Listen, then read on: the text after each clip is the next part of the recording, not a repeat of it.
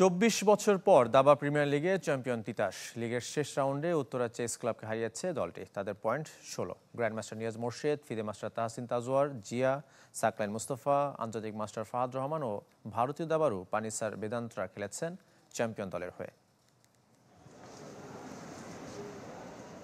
Champion হওয়ার জন্য শেষ দিন শুধু ড্র প্রয়োজন ছিল তিতাস চেস ক্লাবের। দিনের শুরুতে নিয়াজ মোর্শেদ, তাহসিন তাজওয়ার জিতে যাওয়ায় শিরোপা আগে নিশ্চিত হয়ে যায় তিতাসের। তবু শেষ পর্যন্ত বোর্ডের লড়াইয়ে টিকেছিলেন আন্তর্জাতিক মাস্টার ফাহাদ রহমান। জয় নিয়েই খেলা শেষ করেছেন। শুধু ফাহাদ নয়, 4 দাবারুর জয়ে পূর্ণ পয়েন্ট নিয়ে শিরোপা উৎসব করেছে তিতাস। কিংবদন্তি নিয়াজ মোর্শেদের সাথে তরুণ ফাহাদ, তাহসিন, সাকলাইন আর ভারতীয় আইএম পানিসার বেদান্তকে নিয়ে তারুণ্যনির্ভর দল ছিল তিতাসের। ধারাবাহিক পারফরমেন্স আর ফাহাদের শিরোপা ভাগ্য দলটিকে সাফল্য এনে দিয়েছে। 4 ক্লাবের হয়ে এবার সহ 8 প্রিমিয়ার লিগ খেলেছেন ফাহাদ, প্রতিবারই হয়েছেন চ্যাম্পিয়ন। তবে আক্ষেপ, কম্পিটিটিভ লিগ না হওয়া আর আগের তুলনায় কম পারিশ্রমিক। খেলোয়াড়দের পারিশ্রমিকটা ওভাবে এবার পাইনি, তো সবকিছু মেলায় আসলে প্রিমিয়ার লিগে যে সবার যে আগ্রহ, এটা অনেকটা আসলে এবার একটু কম ছিল।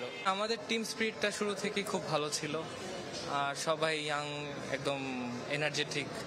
সো শুরু থেকে আমরা খুব প্রত্যাশা নিয়েছিলাম। বিদেশে খেলাটা আসলে প্লেয়ারের জন্য ইম্পর্টেন্ট, কোচিং ইম্পর্টেন্ট, আসলে চ্যালেঞ্জটা বেশ বড়। নতুন কমিটি দায়িত্ব নেওয়ার পর লিগ হওয়াটাও মন্দের ভালো দাবারুদের জন্য। সম্ভাবনাময় তরুণদের মুখে হাসি থাকলেও ব্যতিক্রম জাতীয় চ্যাম্পিয়ন মনন রেজানির। তার দল নৌবাহিনী হয়েছে চতুর্থ। ভবিষ্যতে মনোযোগ সবার। আনফরচুনেটলি কোনো কারণে হয় নাই। ধরেন, যেহেতু একটা টিম ইভেন্ট, অনেকেরই ভুল হয়। ধরেন আমার ভুল হলো, এটা পুরো টিমের ভুল, আর আমার টিমমেটের ভুল হলো পুরো টিমেরই রেসপন্সিবিলিটি এটা। দল চ্যাম্পিয়ন হলেও আন্তর্জাতিক মাস্টার হওয়ার জন্য পর্যাপ্ত রেটিং লিগ থেকে নিতে পারেননি তাহসিন, বরং কমেছে। শিগগির নীর, সাকলাইনদের মতো দেশের বাইরে যাবেন প্রয়াত গ্র্যান্ডমাস্টার জিয়াউর রহমানের ছেলে তাহসিন। তবে এর মাঝেই সুখবর এসেছে ফেডারেশনে। দেশের 4র্থ আন্তর্জাতিক নারী মাস্টারের খেতাব পেয়েছেন ওয়াদিফা আহমেদ।